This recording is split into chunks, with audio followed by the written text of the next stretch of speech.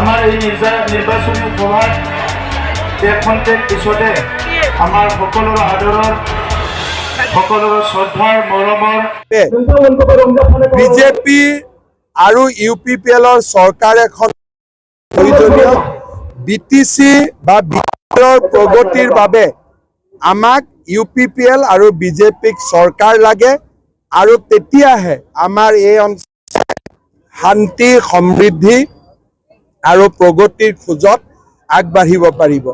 মই ৰাইজক সেয়েহে আমাৰ উমৈহতীয়া প্ৰাৰ্থী জয়ন্ত বসুমতাৰী ডাঙৰীয়াক ট্ৰেক্টৰৰ ছবিত ভোট দিবলৈ আহ্বান জনাইছো। অসমত 4টা ফেজ আছে, 4টা ইলেকশ্যন আছে, 3টা আমি অনায়াসে জিকিম। ধুবুৰীত প্ৰতিদ্বন্দ্বিতা হ'ব, 3-কোণীয়া প্ৰতিদ্বন্দ্বিতা। আমি দেখা পাম যে কোন জিকিব, শেষ হাঁহি মাৰিব, কিন্তু 3টা সিটত আমি 100% জিকিম। গ্ৰামীণ মহিলাৰে কৈছে যে এই নিৰ্বাচনৰ পিছতে UPPL আৰু বিজেপিৰ মিত্ৰতা নাথাকিব বুলি কৈছে।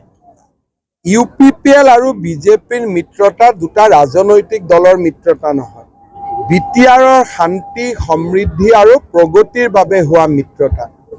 UPPL আৰু বিজেপিৰ যেতিয়াৰ পৰা চৰকাৰ হৈছে তেতিয়াৰ পৰা আমাৰ ৰাজ্যখনত বিশেষকৈ বিটিআৰত বোমা বিস্ফোৰণ নাই, গ্ৰেনেড ব্লাষ্ট নাই, গুলিয়াগুলি নাই, একো নাই।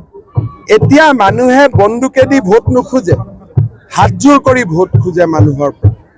এই পৰিৱৰ্তনটো স্থায়ী কৰিব লাগে, সেইকাৰণে এইটো ৰাজনৈতিক মিত্ৰতা নহয়, এইটো অসম আৰু বিটিআৰৰ বৃহত্তৰ স্বাৰ্থত হোৱা মিত্ৰতা।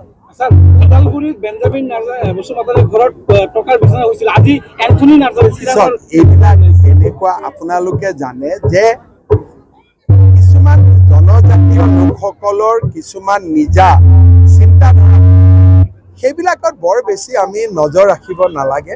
কিয় কাৰণে তেওঁলোকৰ এটা নিজস্ব জীৱন শৈলী আছে, নিজস্ব জীৱন আছে, আৰু এইবিলাক কথা আমি বেছিকৈ পাতি থাকোঁ কাৰণে তেওঁলোক আমাৰ ওপৰত খঙাল হৈ পৰে। আজি যদি এজন জনজাতীয় লোকে নিজৰ দৰে জীয়াই থাকিব খোজে, তাক আমি বাধা দিব নালাগে। আৰু এইবিলাকত বহুত বেছি বাধা দিওঁ, পেপাৰে পত্ৰই আমি জেনেৰেল মানুহবিলাকে বেছিকৈ লিখা লিখি কৰোঁ, সেইকাৰণে মানুহবিলাকে আমাক বেয়া পাই যায়। ক'ৰবাত 10 টকা এটা কোনোবাই পুৰণা 10 টকা নোট এটা ল'লেই কিন্তু কি কৰিব? সেইকাৰণে এটা বেঞ্জামিনৰ নিউজটো গোটেই ভাৰতত যাব পাৰে নেকি? এটা 10 টকা নোট এটা লৈ শুই আছে বেচেৰাই, গোটেই নোটখিনি গন্তি কৰিলে 5,000 টকাও নহয়। এইটোকে সেনসেশনেল জাৰ্নেলিজম কৰাৰ প্ৰয়োজন নাথাকে। তাৰ ফলত কি হয়, জনজাতীয় মানুহবিলাকে মনত দুখ পায়, কাৰণ জাৰ্নেলিষ্টবিলাকতো চব মেক্সিমাম নন ট্ৰাইবেল থাকে। তেওঁলোকে মনত দুখ পায় আৰু দুখ পাই তেওঁলোক আমাৰ মাজৰ পৰা আঁতৰি যায়। সেইকাৰণে মই কৈছোঁ যে সেনসেশনেল কিয় লাগে? বজাৰত ইমান ভাল ভাল নিউজ আছে। আজিকালি অসমত এতিয়া মাইনৰিটি মেজৰিটি বুলি নাই, মানুহে মানুহ বুলি ভোট দি আছে। মহিলাই মহিলা বুলি ভোট দি আছে, পুৰুষ পুৰুষ বুলি ভোট দি আছে। এতিয়াতো আকৌ এবাৰ মোদী চৰকাৰ মাইনৰিটি মহিলাও নাচি আছে।